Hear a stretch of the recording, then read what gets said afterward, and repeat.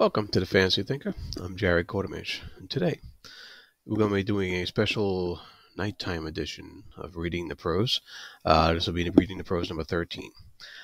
Today I wanted to kind of talk about the relationship of the cover artwork to prose on the inside.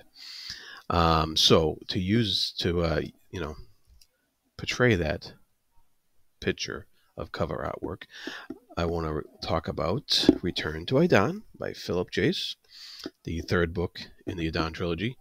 As you can see, Philip has these stained glass window motifs going on for the covers of all three of his books, and they're beautifully done. And this particular one, you have a dark nighttime sky. There's a fire in the front of the girl who seems to be either speaking or something like to that effect. It's kind of thoughtful, and it has all these nice bright lights above her, and it goes around to the back, so you have this whole full cover effect here. And so I wanted to read a piece of prose in the inside that goes with this cover that the artist must have known about this piece of prose here. I'd be very surprised if they didn't. So the prose right here is verse after verse spilled out of the girl and soared into the surrounding darkness like flames, challenging it with their clarity and brightness.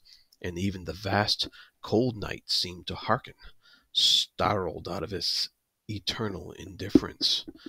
The stars shivered above, anticipating the next notes, which called upon the sliver of bone-white moon to witness. And so that's a nice little, nice little couple sentences there, a nice little passage that describes a scene. And the prose is beautiful in itself. There's some alliteration about, the verses spilling out of the girl and soaring into the surrounding darkness like flames. I mean, that brings a certain picture to your mind in and of itself. And the verse, like the song, is challenging with their clarity and brightness, even this vast cold night. So there's a nice sense of poetic feel to the whole thing.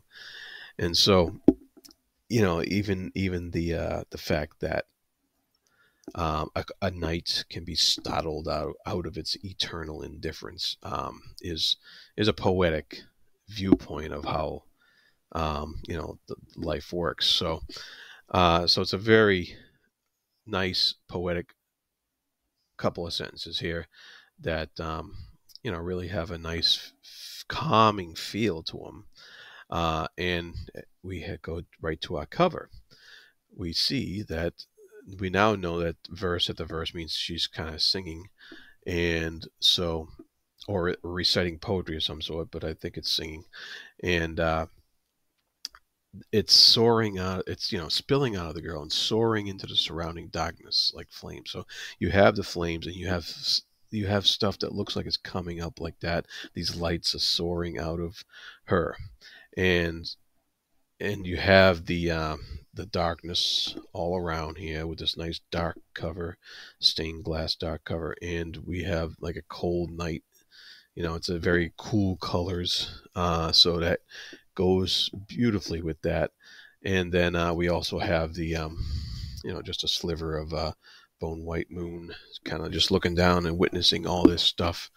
And so the cover really portrays what that those short two sentences we're talking about, that excerpt there. And so it was just beautifully done all around, and I really appreciate when I was reading the book that when I came upon those words, I immediately knew this is the cover right here. This is what it is. And you don't get that often when you're reading books. Every once in a while, if it's a big event in a book, sometimes it's portrayed on the cover. But you know, a nice subtle scene like this isn't always the choice for a cover, and it was nice to read that and immediately know that that was what I was seeing on the cover, and that it was something important that we needed to pay attention to.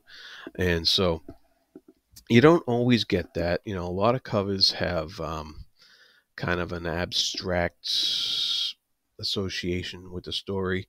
Like even one of my favorites of the year, "The Killing God" by Stephen Dawson.